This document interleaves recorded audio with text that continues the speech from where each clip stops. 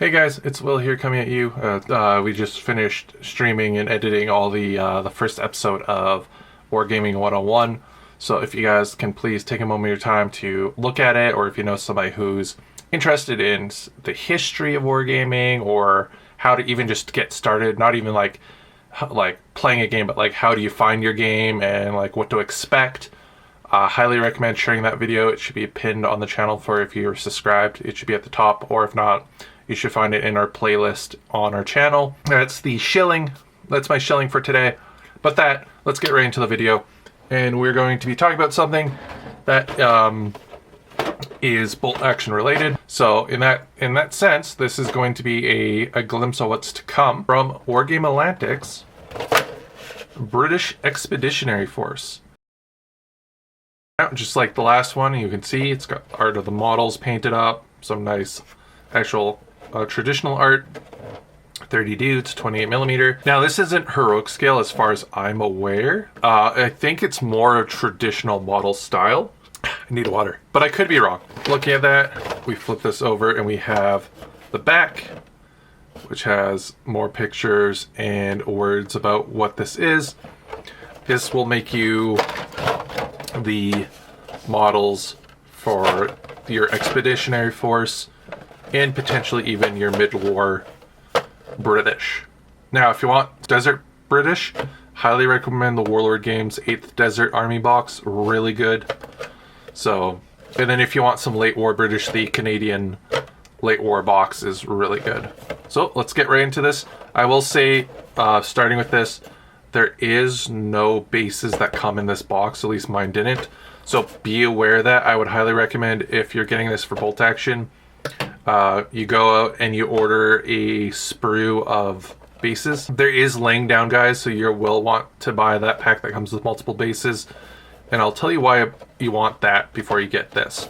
But let's get right into the models. That's what you're here to see. So we're gonna open up. You should have 1, 2, 3, 4, and 5. I have the 5th sprue out because I used it to make some preview models. Now, as far as I'm aware, all the sprues are exactly the same. So we'll only look at one right here. So zooming in on this sprue, we have the different arms here. Some without hands because they glue onto the weapons that have the hands already pre-molded on them. As far as I'm aware, there's no loose weapons on here. So you can't kind of have over the shoulder. We have the, flip that around because I have stuff in the way. We have webbing with shovels, heads. You have the traditional Brody helms, I believe they're called. You have the heads that are in, you know, your lieutenant, captain, whatever, sergeant caps. The different webbing for tools and ammo, bedrolls, and then you have your, on this side, you have your berets / like the Scottish beret sort of thing there. I forget what they're called. Your lieutenant / captains, and then of course your normal just infantry helmets. There's not enough heads in here to make all of them into like the Scottish sort of hat if you wanted that, unfortunately. But if you wanted to make weapon crews and stuff, which you'll see later on the sprue why you can do that, you could do that. Or if you want to make them your sergeant of the unit, or your lieutenant, your captain, whatever, you can do that. Then we have some of the models here. So the ones that are standing have these little puddles or bases pre-molded on them. So if you're making them for display or another game or something, they can off the sprue right away be played with, but you will probably want that 28 or 25 mil, whatever the bolt action base is, for them. And then you have your laying down guy, which has no base on him, but he is fully detailed, including the parts where he lays down. So if you wanted to use it for another reason, there you go. Then we have the Bren. There's a few Brens on here, so if you don't really know what you're doing to make weapons and stuff, please read your Armies of book, which is in the back of the bolt action rulebook, before you build these guys, because you might accidentally build a whole unit of Brens. Then of course we have the rifles. I forget what mark of rifles these are, but they're the earlier version. You know, you got your Thompson with the drum mag. You have Springfields in here, I'm pretty sure. more bodies, the medium mortar or light mortar. I think it's the light mortar. And then pointing hand and stuff. Now, a cool thing on here I want to show before I show you some of the pre-built models I made is there is a couple of weapons on here that you will not see on other kits from Warlord Games in plastic. And that is, you have a Vickers machine gun. And if you can see right here, there is a Bren, or a bar. They have a bar, they have a Thompson, they have the Springfield for a rifle, like a marksman's rifle, and they have a Vickers machine gun. So, if you say you want to play one of those What If books, like Operation Sea Lion and stuff, you get this, you'll have your British Defenders, and they have rules for bars and stuff for them.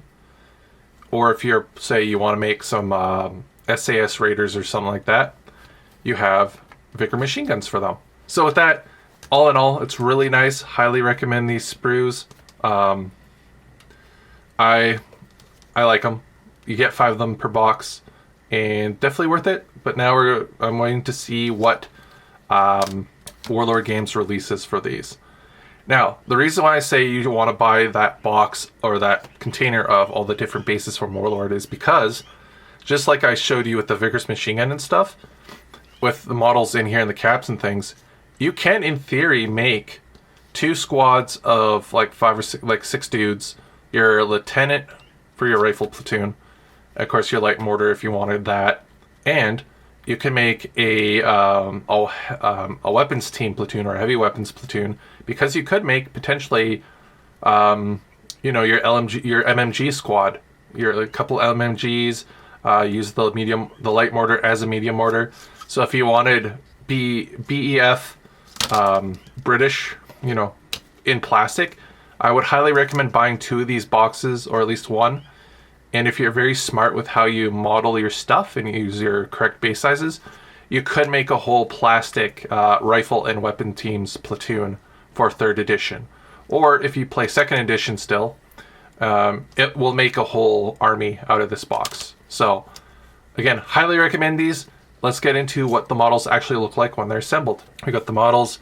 Again, working on the lighting. This is just a different angle I'm trying. I might put the light back. I think that might be the best spot for it, but oh well. But with that, we have our first model in the group. We have our first model, which is our captain. Really nice model. I really liked him. Then we have our second, which has the SMG.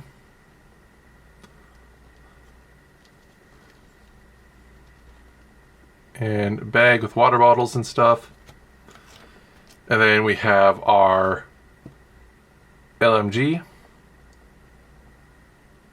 And then we have, lastly, just a boyo with a rifle.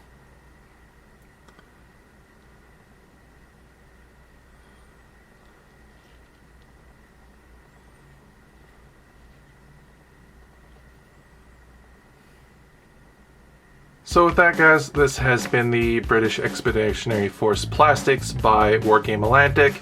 I hope you guys liked it out. If you guys want to see a model of these painted, please check out my Twitter or check out my live streams that I'm going to be doing here on Twitch.